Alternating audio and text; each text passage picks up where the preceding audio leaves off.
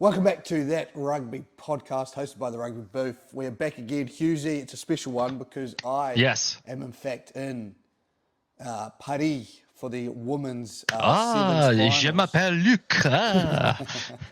I am. So I thought let's get this underway by talking about the Olympics. So we're going to start obviously with the men's competition that has already happened. Now, look, it's a sad day because the Olympics only really cares about three things, and that's first, second, third. So what the ANZACs have gone out and done is be the best and the second best losers because we've come fourth and fifth. And both lost to South Africa in quarterfinals, and then you guys in the bronze playoffs. So tough old weekend for us. Yes, but the women are looking a little bit better. Yeah, the Aussie women in particular. We have to talk about Madison Levi, right? Oh, wow. 11 tries already. She hasn't even played this just in the group stage in 3 matches. She's got 11 tries, already broken the Olympic record for Australian women scoring tries. I was reading today she's not in the 15s team, so surely she has to crack that because Australian women's 15s needs help. Charlotte Caslick continues to tear it up in the Australian sevens as well. I feel like she's just been around for forever and is continuing to perform. There was an upset in the earlier stages with Canada knocking out France, and they're through to the semi. So in the quarterfinals, the Canada knocked out France. New Zealand beat China, thrashed China. Australia demolished Ireland. They actually played Ireland the game before in their pool stages. They wound up playing again. The pool stage match was a lot closer than the quarterfinal. And then the US took down Great Britain. So we're left with an NZ versus US semi-final. So let's go New Zealand. And then Canada versus Australia semi-final on the other side. So it is America versus ANZAC right now. Let's go ANZACs. And this is not because I think, Australia's going to have an easier time against New Zealand in the final. I think, in fact, they would have an easier time against the US women. But the US women have looked very, very strong this Olympics as well. It's been a great tournament to watch, actually. I'm really happy with the attention Rugby Sevens is getting amongst all walks of life. And speaking of that, Ilona Maher, a player for the US women's sevens team, and she plays in their 15s as well, is now the most followed rugby player on Instagram, overtaking Sia Khaleesi with over 1.3 million followers. If you've seen her social media game, it's very strong. She's out there making content. She recruited Jason Kelsey to be a supporter for the team, which obviously that boosted up their numbers quite a bit. And is a really great spokesperson for the game in a market where rugby is not that popular. This could be one of the ones where this could be the time when women's rugby is going to be more popular than men's rugby. That might be the case in the US, and then the men's game is brought along up because of the women's game, and that's a great thing to see, both sides supporting each other, men and women. And if you've seen her play, I would not want to try and tackle her, mate. Let me tell you, that lady is a beast, and she's quick as well, to be playing sevens. But yeah, she loves contact. She relishes the contact. She goes after tacklers to run into them and run them over. So great advertisement for the game. The Olympics itself has been a great advertisement for rugby and rugby sevens. I've been enjoying myself greatly. Yeah, I couldn't agree more. And I would say, obviously, I hope we knock them out because that's my New Zealand pride coming in. But it is massive for the game. And we always say we need more characters like this. Like we do. And it's great when those characters can come out and not be judged too harshly. And I think in the sevens game especially, it's all about the fun side of the sport. It's quick-paced, a lot of energy, and especially with the women's, which is, again, I know, relatively new and growing sevens sport. It's great that, I hope that this can push more of these players to be like this and show their true colours, which is awesome. Talking about sevens, though, and now we have to have a discussion because there's been a lot of discussion about, obviously, the main man in World Rugby at the moment, Could be 15's player of the year, could also be 7's player of the year. Antoine Dupont, his Yeah. French team won a gold medal. And I'm going to be honest, looked terrible all the way throughout until that finals. Yeah. Until the final, they looked like they didn't deserve to be there. I watched their semi-final, and their semi-final was as bad as our quarter-final against South Africa, where South Africa just want to make the game as tough as possible. That's all they're looking to do. This Blitzbock team got into the Olympics with the final spot in the repechage. So they were just there to do whatever they could to get themselves a medal, which congratulations they did. And they made the game scrappy as hell, defend as well as anyone could defend in sevens against us. Did the exact same for 10 out of the 14 minutes against France. It was 0-0 at halftime, which you just don't get. And both teams were sloppy with ball and possession. And I was like, man, even if France come out of this, they're going to get spanked by Fiji. Oh, how wrong I was. They turned it on. Dupont destroyed it, won themselves the gold. Saying that, the question has now been running wild, and I want your opinion on this. Is he already in discussions for the GOAT? No, not at this stage. Look, the ultimate watermark of what makes a great rugby player is World Cups, right? And even though Michael Hooper didn't win any World Cups, he made the finals. He got past the quarterfinal stage, right? Look, Dupont in a home World Cup, they were knocked out in the quarterfinals. That's harsh, but it's a mark against him. He also hasn't played a whole lot of rugby outside of Europe either, which is something I found interesting. I think he's up there. I think he may be the current best player in the world. I don't think that is reaching too far. I would not say he's the greatest of all time, though. I think there are too many legends in the game that have done too much and played with a lot less resources than what Dupont has to do that. What I will say, though, is he has got to be one of the toughest players ever, because to play in a World Cup with a broken face is like to come back from a broken face in a world where you sustain an injury in that World Cup is pretty incredible. To play sevens and 15s in the same year and to shine the way he has is pretty incredible as well. So look, I think it's sort of like he's making that legacy for himself, right? But I don't think he's there yet. I'd say if you're to use an NFL analogy, he's on a Mahomes-esque path, but Mahomes has won 3 rings at this point. Dupont has finally gotten a gold medal, which is great, but he hasn't won a World Cup, which is, they come around less often than Super Bowls for sure. Don't get me wrong on that.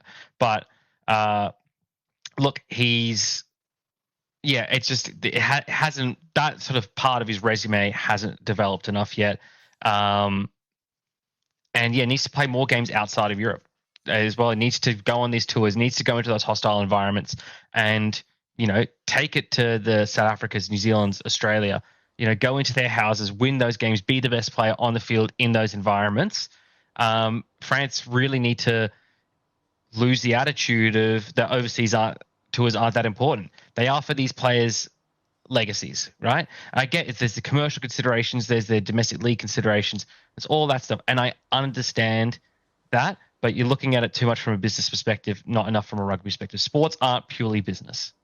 Yeah, I'm gonna piggyback right off you there and say it's complete slander to the legends of our game, because look, there's no doubt that this year he has had could go down as one of the better years of rugby. French top 14 title, the European Championship, and now a sevens gold medal. That's an incredible year. Obviously, he didn't compete in the Six Nations because he was getting ready for sevens. So I kind of go, France were there. And let's be honest, they could have pushed more if he was playing. I totally believe they could have.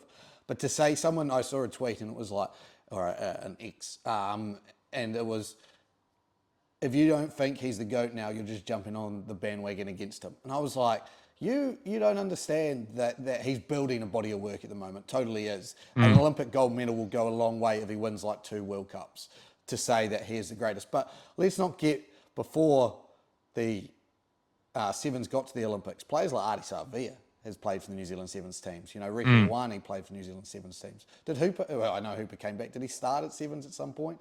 I know there has, you've got Corey Tools who are playing Sevens and back and forth. And I'm not saying that those players are matching, but Adi Saveer's up there. The Jonah Lomus who played in Sevens. And I just go, look, he won a gold medal on home soil, which, again, is an achievement in itself, definitely deserves credit. He won the European Championship and the top 14. This has been a fantastic year. But as you said, World Cups do decide legacies. And it definitely, I look around currently, even current players, and you've got to make arguments. You're looking at what, I guess, the impact Sia Kolesi has on the game and what he's done, and Andre Pollard. And you kind of go, yeah, look, Dupont may be a better player of all time than them, but has he done more than them? You've got to start comparing accolades now, and we're only talking about current players. And I go, there's a lot more I want to see from him, as you've said, those overseas tours. I mean, now that we're getting these national, whatever it's going to be, the Nation Series competition, the full-on one where it's instead of tours, you're actually playing teams and it means something, and then those games in Qatar that may or may not be going on. That could build some excitement to get him back and playing in those away games. But yeah, I don't think I've seen enough, and I agree with you there. And I think it's a slander to some of the names who I will be discussing, one of them later, and a lot of his accolades. And when you compare accolades to this player, just remember that we've had this conversation when I start talking about him.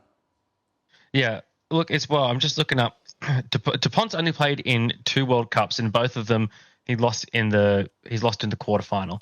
2019 to Wales, 2023. Was it to you lot in the quarterfinals? Or no, it was South Africa in the quarterfinals, wasn't it? Yeah. One of the greatest games of all time. Yeah. So look, it's tough, and both of them narrow losses. But you got to get over that hurdle. You've just got to do it. Yeah, I agree. What you said about his year being one of the best years perhaps ever from a rugby player, but 1 year does not make is not all time. Like, it's literally in the name GOAT, greatest of all time. It's not all time. It's a single year. He's had some impressive years before as well, but I think crowning him greatest of all time this year is preemptive. Totally. On to 15s rugby and a bit more about 15s rugby. Rugby Championship is now 2 weeks away of that. And we're excited. We obviously made our predictions last week. I want to see a couple of players that we are watching out for, and reasons why we're watching out for them. So, Hughesy, take us away. Who are you watching for in the Rugby Championship? Look, unfortunately, Fraser McWright is going to miss the first game of the Rugby Championship with an injury, which sucks big time for Australia. Like, I don't think you can overstate this year the impact he's had on the field for the Wallabies. However, there is one player that really is what I call the weather vane player for the Wallabies this year, and that's Tom Wright. Tom Wright, the fullback, how he goes, Australia will go, because when his defense has been sloppy, we're sitting in against Wales and Georgia, the opposition has been able to score tries. When his defense has been up there, the rest of the Wallabies have been pretty well able to contain. So, look, I think Tom Wright, and of course he's got his explosive attacking capability, but it's really Tom Wright and his defense that is really going to be the determination of how the Wallabies do in this Rugby Championship, because there are going to be situations where he's called upon to make those one-on-one tackles, to make those decisions as a lone man at the back, and he gets them wrong as often as he gets them right. No pun intended. But and that's really, I think, going to be what determines Wallaby victory or defeat in this Rugby Championship. Yeah, I like that, and it'll be interesting, I guess, what the teams and the namings, now that you've gotten over that hurdle of struggling to win a game with Eddie, to now you've won a few games, now you're taking on some serious competition, how you go and what squad you name. And reportedly Schmidt is bringing in some overseas talent for this one. Corabetti, highly likely to be called in. Skelton, a little bit less likely. I would like to see Skelton in there because I think he was our best player during the World Cup. And especially with McWright out, Skelton was ferocious at ruck time in creating turnovers at the ruck. So I think he would be a valuable addition, especially with McWright out. But we'll see what Schmidt goes with there. Totally, and as I believe the squad hasn't been named, as I haven't seen. I haven't seen one. 10 days away. I know both South Africa and New Zealand have named their squads. Don't know about Argentina yet. I'm going to quickly touch base on South Africa. These aren't the players I'm watching for, purely because, again, I don't know how much we'll see of them. Just because I don't know the inner workings of Rassie. Andre Pollard is obviously probably the best 10, if not one of the best 10s in the world. So he'll probably start 10. But the two backup 10s for the Springboks caught my eye over their series with Ireland and then their game with Portugal. Manny Lebok, I think, is one of the best ball-carrying 10s in the world. If he could sort out his kicking game and goal kicking, he could be one of the better 10s in the world. The second one, who came on, I believe, in the second half against Portugal and lit it up, was Sasha Feinberg Mingominzelu. I probably butchered that. I definitely butchered that. I apologise. But SFM was absolutely fantastic. Kicked 5 from 5, I think, in the back half of that game. And Place of the Stormers looked really good. So those are two I kind of got my eyes on. I don't know where they'll fit into the picture because I think Springboks obviously wanting to make a statement will probably start with Pollard and Willie LaRue at the back, and I don't know where those two will fit in. I would love to see either those two at the back at some stage as well. Yeah. But will be interesting. The New Zealander I have got my eye on, though, is Will Jordan, who is more than likely to make a return, and Scotty Robinson-Razor has come out and said he will be playing in the fullback position. So very exciting to see him at fullback. I still love the idea of Bodie off the bench as our elite finisher, able to play 10 or 15. Yeah.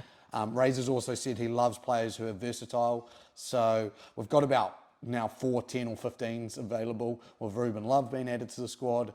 So yeah, I'm excited to see how Will Jordan lines up, if he can get himself back on the field. I think he's playing a pre-season game for the Marcos, the Tasman, coming up soon. That could potentially get his first game time since he missed the end of the Super Rugby season. But that is my player to watch. Who do you reckon plays sevens for you lot? 7 for you lot, should I say? 7? That's a very good question, because McWright has been the mainstay of the back row the entire rugby championship. I really don't know. Because that was like our position of, in all the back row projections we talked about last week, McWright was the only piece that didn't move. He was the the pin in the hinge, and Valentini, Kale, Liam Wright all moved around him. So I really don't know. I really don't know. Does he play Valentini out of position? I don't know. I can't answer that. I've got no idea. Because you're going to want someone that it depends as well. Does he take Skelton? Is he going to pick someone else that's able to create those turnovers at the ruck like McWright is? He had such chemistry with Harry Wilson as well. Like, if he wants to put Harry Wilson in the side, maybe he thinks twice about that now if McWright's not going to be in there. So yeah, I've got no clue. I'm absolutely stumped, and I'm pretty. When I saw the news, I was actually pretty cut about it, because he has been such a gun for the Wallabies, and Wallabies fans love a 7 who can create turnovers. There's a reason why Hooper was so beloved, and to feel like, got someone who can do that for us again is intoxicating to feel, and to consider we might not have that. Maybe Tom Hooper. Tom Hooper's been in the extended squad. Yeah, and I guess the question then, because you're obviously struggling to name a player, which is fair enough. It's hard, like you've just said. He's currently an irreplaceable player in my belief as well. Do you do what you say, play someone out of position, like you've named Tom Hooper, who I don't think is an out-and-out 7. Valentini obviously isn't. Kale, whatever you go in there. Or do you go, actually, we'll just call up a like-for-like replacement? And there's 2 names that stand out for me. Carlos Tizano from the Western Force, or obviously our main man. Roll the dice. Charlie Gamble. Do we bring in Charlie Gamble again and just go, look, we've got 2 7s that are out-and-out 7s, out-and-out ball-stealing, tackling machines, play very similar to Fraser McWright. Both of them are athletic. I tend to believe you just, again, as much as we hate the idea of bleeding someone in the worst possible situation, I just see against a team like South Africa, I can see the argument for Tom Hooper and going for a bigger size and saying, let's go big against big.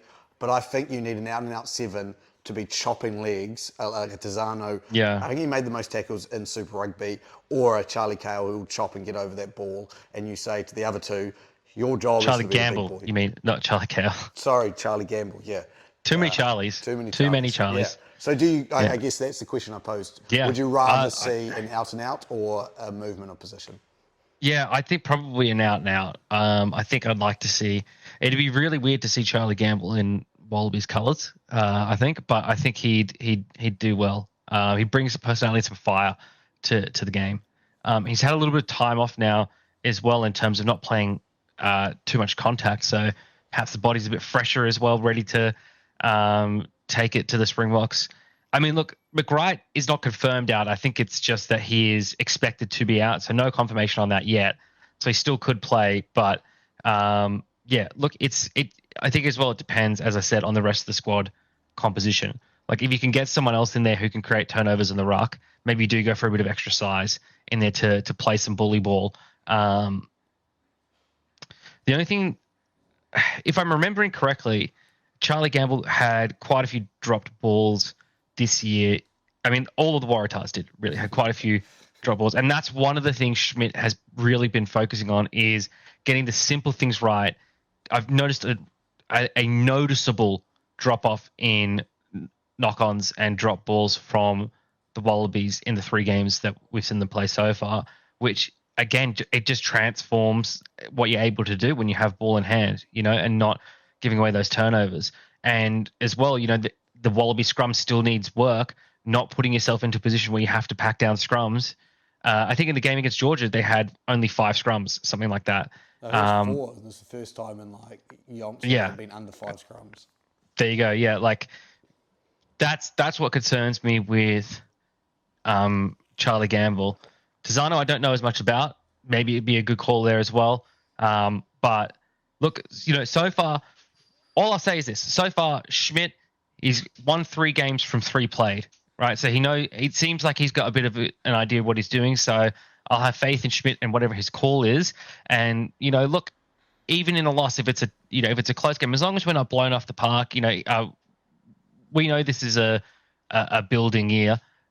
He's blooding players, so we just got to take it all in. And yeah, he's won 3 from 3. You can't question too much about it.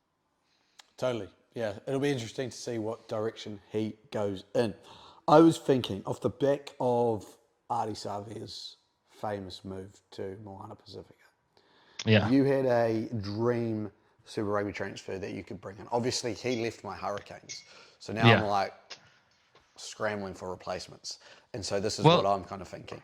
But for your Waratahs as well, what would be your dream transfer? Active player, they have to be active. Yeah, see, look, the Waratahs have just announced a bunch of great signings. Taniela Tupou, Kalea, Darby Lancaster. There's one more in there I'm forgetting as well. Andrew Kellaway.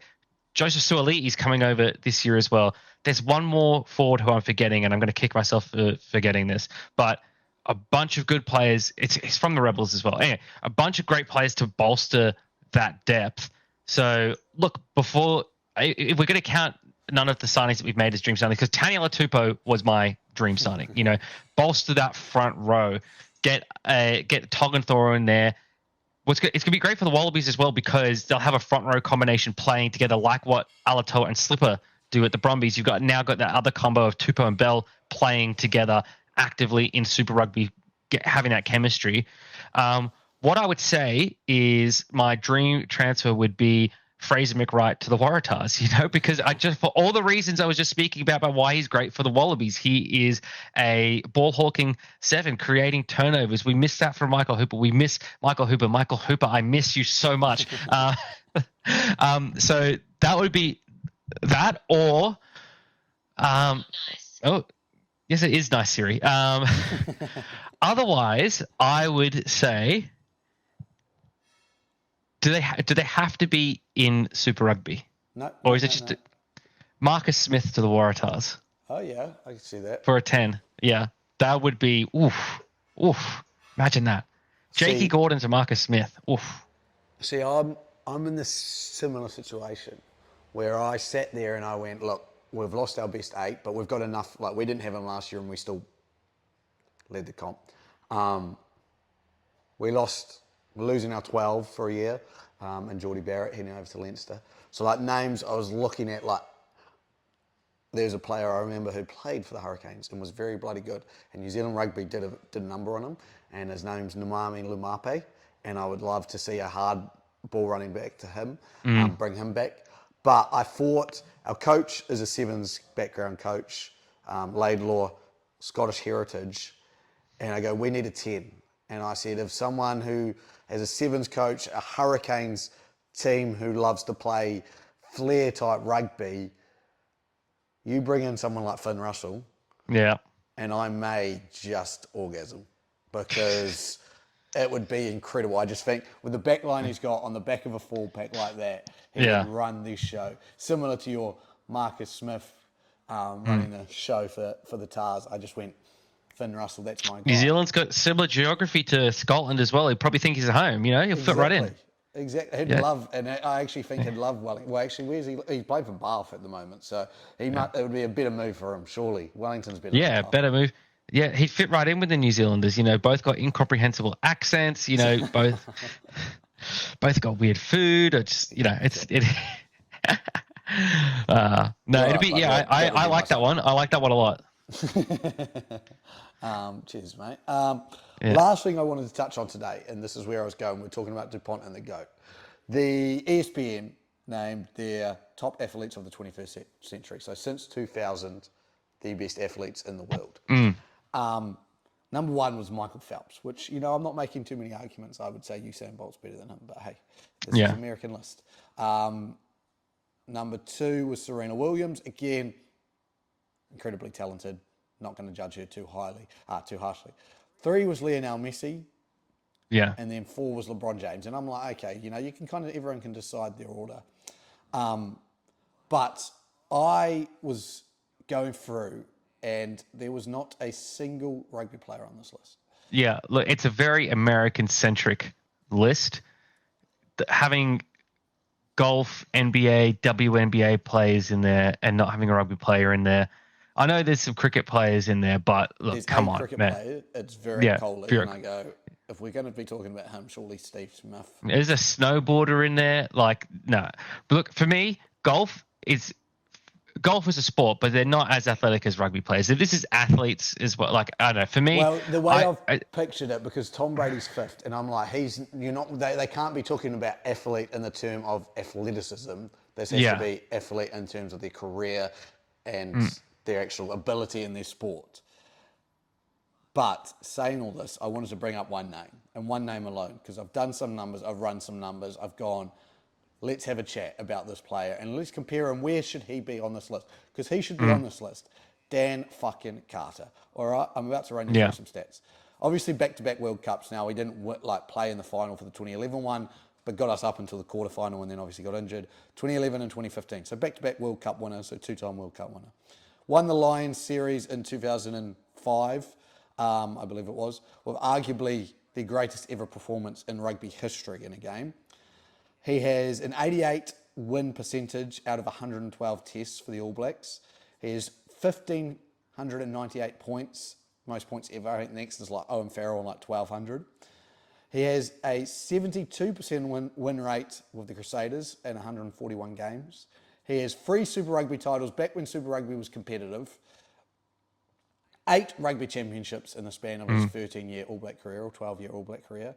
Obviously never lost a Bledisloe game or a Bledisloe championship. So out of the 253 games he's played, he won 200, not including draws, which is about just below 80% win rate. So an 80% win rate in every game. So, that's a horse I'm backing. I'm backing that horse. So that's him as a winner. Obviously, we don't even go into the stats of his 59 8-point scores, most ever points going on there. So I kind of look at the back end of the list, and Connor McDavid was like 98, an ice hockey player, incredibly talented ice hockey player, but career only started in 2015, so he's only been in the league for 9 years. Yeah. So we're not even talking about a full body of work now, and he hasn't won any championships yet. Then we have obviously Virat Kohli at 97, where I'm like, okay, like I get it, like very talented cricket player. We're starting to compare apples and oranges. Yeah. AJ Wilson, who is the WNBA player, incredibly talented. I was lucky enough to watch her live when the USA team played in London against Germany pre this Olympics. She's only been in the league 7 years. She's won 2 titles, which have been the last 2. I go 7 years. Like, she hasn't got a full body of work. How are you basing that pick off? Then there's a player that I went, you know what? I'm drawing the line here. I'm drawing the line. James Harden is at 67. James Harden hasn't won a title. No. James Harden hasn't won a title. And I go, he's won 1 MVP. I think Dan Carter's won 2 Player of the Year awards. I look back and I go, there is no way James Harden's at 67 and Dan Carter can't make this list. Look, I'm going to throw in an Australian name in this list as well. There's no way James Harden's on this list and Shane Warne isn't, right? Well, when did Shane Warne finish up? Because it's only from 2000 the accolades count. Yeah. They said this was the... No, that's when his record stood until, last ODI was...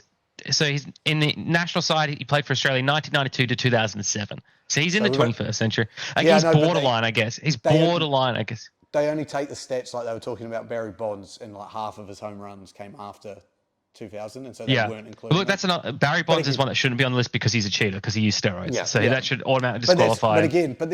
There's many great, like, are we talking about Ricky Ponting? And again, and I know obviously may not be, but his accolades, they must have won like 4 World Cups when he was captain of the team. I'm sitting there like, there's just that make it make sense when you've got a player, a woman, WNBA player who's only played 7 years, a NBA player who's played multiple years, hasn't won what they call the World Championship. Let's not get started on Noah Lyles and everything here, but an NBA championship, has only won MVP once.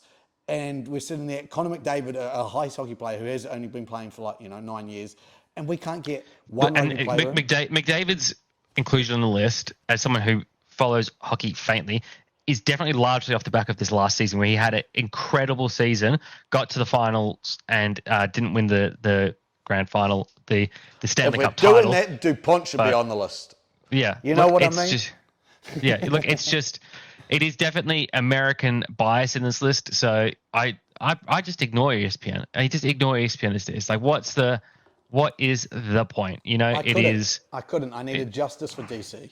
That's what I was looking for. I'm looking for justice. Dan Carter, arguably the greatest player of all time. My GOAT, and this is what I was saying when we were talking about Dupont, look at that body of work and tell me Dupont's even remotely close. Yeah, look, it's... America's justice is hard to find these days, not to get too political, but you're definitely not going to find it in an ESPN list. No. But maybe, one day the rugby booth will create its own list and we'll make sure that... Maybe Ilona Maher's popularity will bring rugby to the fore in America and they'll start actually paying attention to rugby and it'll crack a list. We'll... Fingers crossed. All I want is Dan Carter on the list. That's all I want. Today's the big day for women's sevens. Yes. So good luck. Best of luck to the New Zealand and the Aussie girls. Ideally meet in a final that will transcend rugby. Yes. Feels like that always tends to be the case as a New Zealand-Aussie final.